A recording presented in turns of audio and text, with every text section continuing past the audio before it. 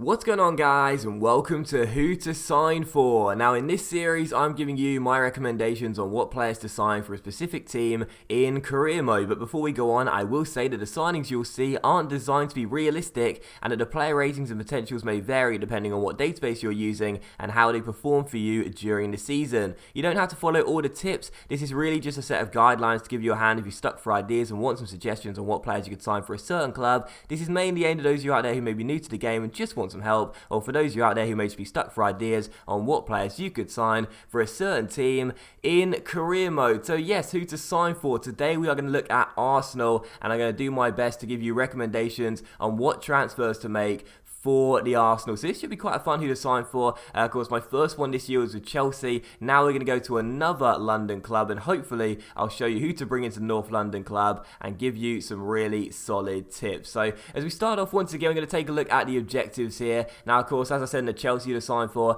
there are off the pitch objectives this year. Once again, we're not going to pay too much attention to those and just focus on the pitch objectives. You can take a look at here regardless though and show you what they are. However, the one thing I do here is that I do buy a couple of youth scouts just because I know that's what you'll have to do if you manage an Arsenal career mode. So not to give me an unfair advantage, I bought the youth scouts you'll probably buy as well. Just a couple to meet that youth objective of promoting 4 players to your academy. I should say signing 4 players to your academy in 4 different positions. So the youth scouts in total will cost you around £6 to £7 million once you've paid for their travel expenses as well to go around the world for 9 months each to scout for some young talent. So again, it's going to decrease your budget to around £72 million in total, and yeah, it's not too much money, especially with Arsenal's budget starting off for around £77 million, but it's worth showing regardless. It will cost you a few £1,000,000 to get those youth scouts in if you want to hit that youth objective. So not to give me an unfair advantage for this one, I thought I'd do the exact same thing. Anyways, we start off there. We can take a look at Arsenal's side right here at the Emirates Stadium. You can see what players they currently have. Now, the one thing I'll say with this Arsenal team is that it's a very, very good team. It's very, very solid. There's some good young talent in there as well, but I would say this: there are a couple of first team players that are beginning to age right now, beginning to get towards their 30s or in their 30s as well, and you may want to start thinking about long-term replacements for them.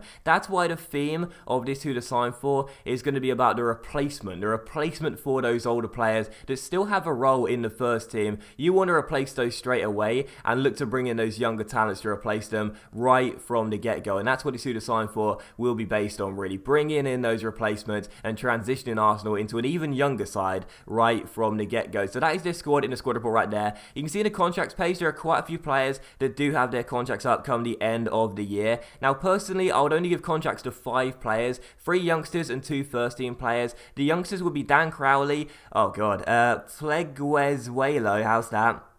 And also Willock as well. These 3 youngsters have high 70 overall potential. And as for Laurent Koscielny and Cazorla, I would give those guys contracts as well. Now you may be sitting there, Arsenal fans, and thinking, well, okay, maybe not Debussy, but why not Mertesacker, right? The big German centre back. Why not Per Mertesacker? Well, personally speaking, he's likely to decline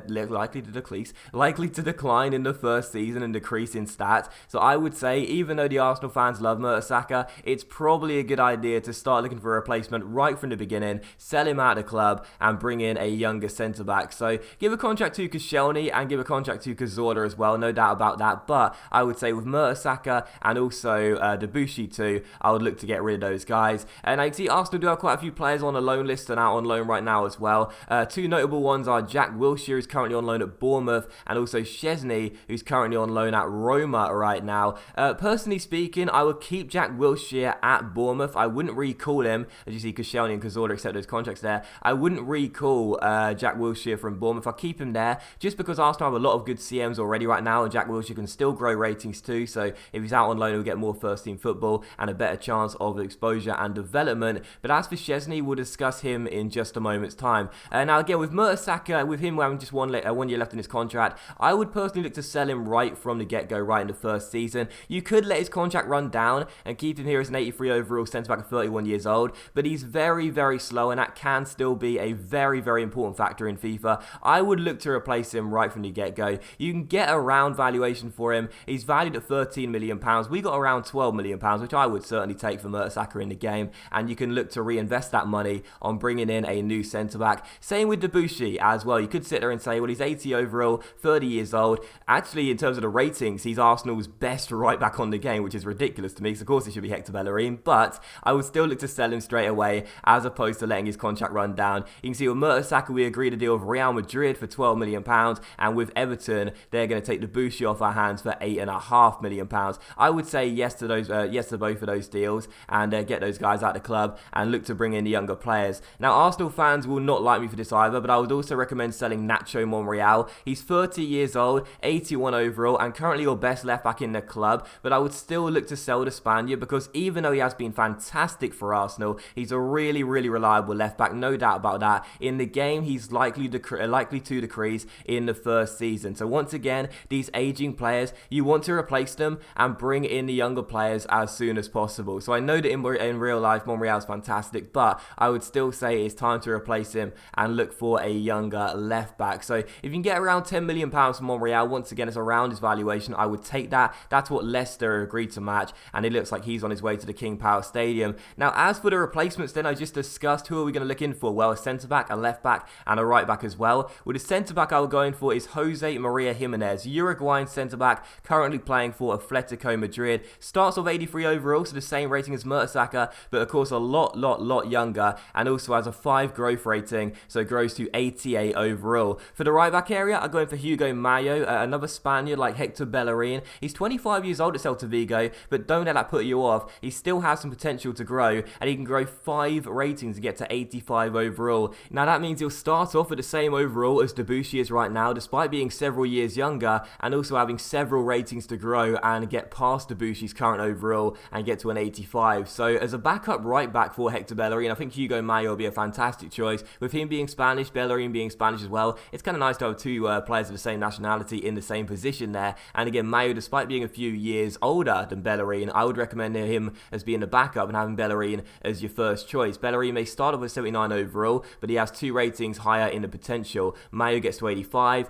Bellerin gets to 87. So of course, Jimenez will be coming in to replace Mertesacker, Mayo will be coming in to replace Debussy. Who would replace Monreal then, getting sold to Leicester and who to sign for? Well, I would go in for Alexandro, the Juventus left back who is Brazilian, 25 years old, starts off 84 overall, but has 3 ratings to grow and get to 87 overall at his peak. A very, very good left back. There are some other targets out there as well you could go in for that could do a similar job, like Ricardo Rodriguez, for example, from Wolfsburg, but I personally think Alexandro would be the best choice and try and get him from Italy and bring him to London. So I put in bids for Alexandro. You can see Atletico Madrid did finally accept a bid for Jimenez as well. Once again, you will notice in this episode I do put valuation bids in right from the beginning, just because I think it's always worthwhile. As you'll see, most clubs will say no to valuation bids if they want to keep their players here, but you never know. Sometimes it does work, so it's always recommended from the beginning.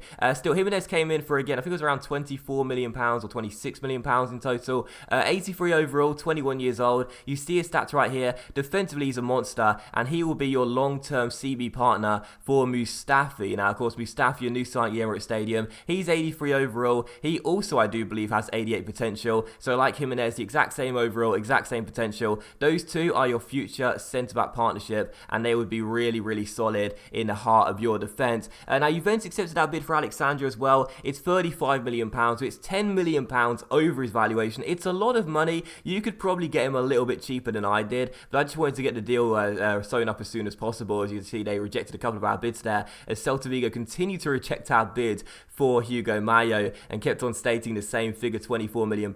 I got to be honest here, you could probably find a better right back for £24 million, but I thought because he's my number 1 target and I've committed to him, I'm going to keep on putting in bids. You could probably get him for cheaper than £24 million. I think I was quite unlucky. Same with Alexandro, as I agreed to deal with £35 million. You will probably have better luck with me when it comes down to signing these 2 fullbacks. And again, if you want to buy someone other than Hugo Mayo, that's totally fine as well. Lots of different options out there. And again, you could probably find someone that's better for £24 million.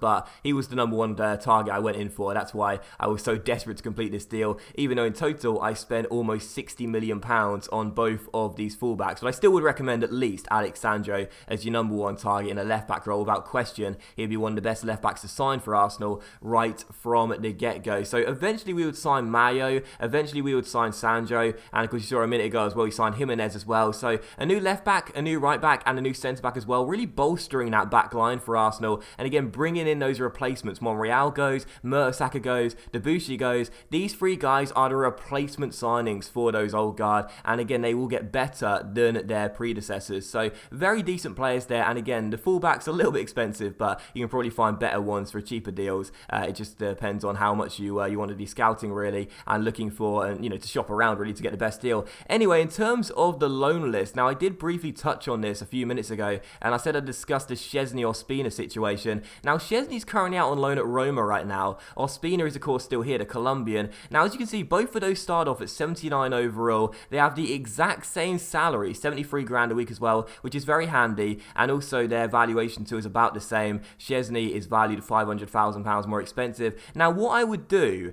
is put Ospina on the transfer list, try and sell him from the beginning. If you can do that, as you can see, we agree a deal here with Southampton to take him to St Mary's for his valuation, which is £8 million.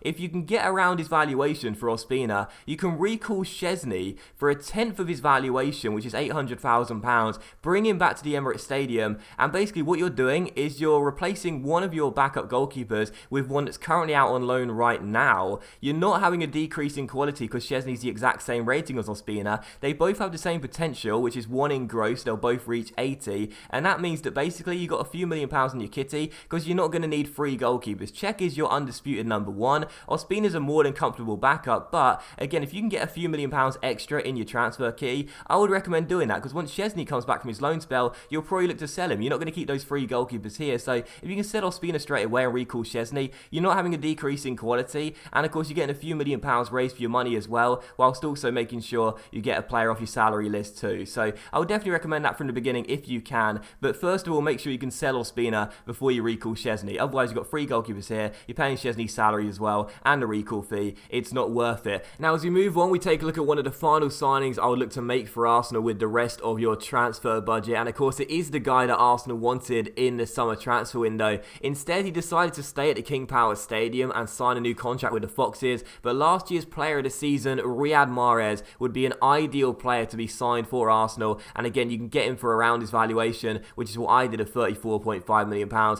Once again, sometimes these valuation bids come off, so like I said at the start of the episode, they're always encouraged right from the beginning in your first initial bid, and that's exactly what Mahrez signed for. So that was a really quick signing right there. Mahrez in the game, clearly desperate to come to the Emirates Stadium, but of course in real life he signed a contract extension with Leicester. But Mahrez would be a great signing for you on that right hand side of midfield. 85 overall. He's not really a replacement for anyone, but he is someone that will increase the ability of your side in the first 11. He'd be an awesome player to bring in. As I just realised, I've got to show you his stats once again. You saw him just a minute ago. He's an awesome player at 85 overall and has potential to hit 88 when he's at his peak. Also, I'd recommend selling Yaya Sanogo as well. Again, you can get him for around or just under his valuation, which is about £1 million. His career sort of stalled a little bit at the Emirates Stadium. The French striker isn't really going anywhere. So personally speaking, I look to sell him, get him out of the club, and raise a bit of cash for him if you can. If you did want a 4th choice striker, then the player I go in for is Saido Berahino. I didn't realise this, but his overall and potential has decreased by 1 rating each since the initial database, which means that he won't cost you around £8.5 million. That's what I put a bid in for, as that's what I agreed with him in my Middlesbrough career mode that I'm currently running on YouTube right now. So I sort of overspent on Berahino here because I was being an idiot. I forgot to scout him, so I didn't have a full scout report just to make sure he was still the same overall. And of course, as it turns out, as you'll see in just a moment's time, he's actually 1 rating lower and has 1 rating for potential less than I initially thought, because of course it's decreased since the original database. So I put in a bid of £8.5 million. Tony Pulis said that was totally fine, but of course, as you'll see in just a moment's time, you probably won't need to pay £8.5 million. You can probably get him for around £6 to £7 million, so not that much cheaper, but a little bit cheaper. And Berahino as a 4th choice striker, I think, would be a really good squad player, because he's 76 overall, 23 years old, he can get to 82 potential, and he's not going to be your long-term replacement for Giroud or for Perez or for Danny Welbeck. You'd want to look at bringing in a new 1st choice striker in the 2nd season, not in the 1st season, as the strikers you currently have right now are more than capable in the 1st year. But as a 4th choice striker, as someone that will be here for a few years and just quietly growing in the background whilst being a squad player to play in the cup games and whatnot, I think he'd be a solid little investment. So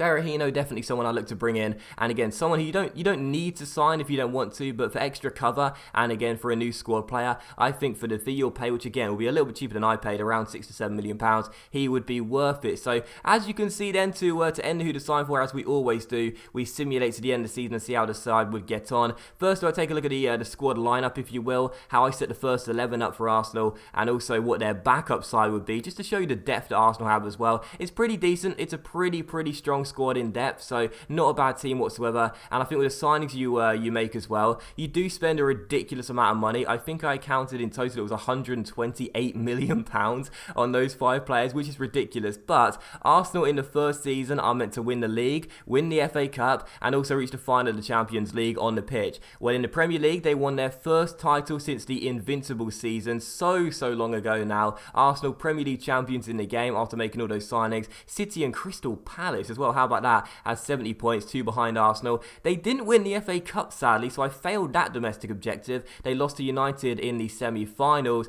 Didn't get to the semi-finals of the EFL Cup either. We're knocked out in the quarter-finals. However, they were supposed to reach the Champions League final, and my Arsenal side, through the simulation, managed to go all the way and beat Bayer Leverkusen in the final for their first ever Champions League. So we may fail the FA Cup objective with Arsenal, but if you were to offer the Arsenal fans in real life a League and Champions League double, what do you think they'd say? I'm pretty sure they'd bite your hand off if you offered that. So absolutely really good season in my opinion. Yes, of course, I failed the FA Cup objective. I would always hold my hands up and admit when I failed. I won't not show you it. I'll admit it if I haven't succeeded, but I would still say that not meeting the FA Cup objective is worth it if you can win a Premier League title for the first time in many years, and also Arsenal's first ever Champions League as well. So those are the signings I would make for an Arsenal career mode in FIFA 17. You take a look at the squad report come the end of the season and see how the players are currently getting on. Long-term future for Arsenal, I would say in the second season you want to probably look at replacing Olivier Giroud as your main striker,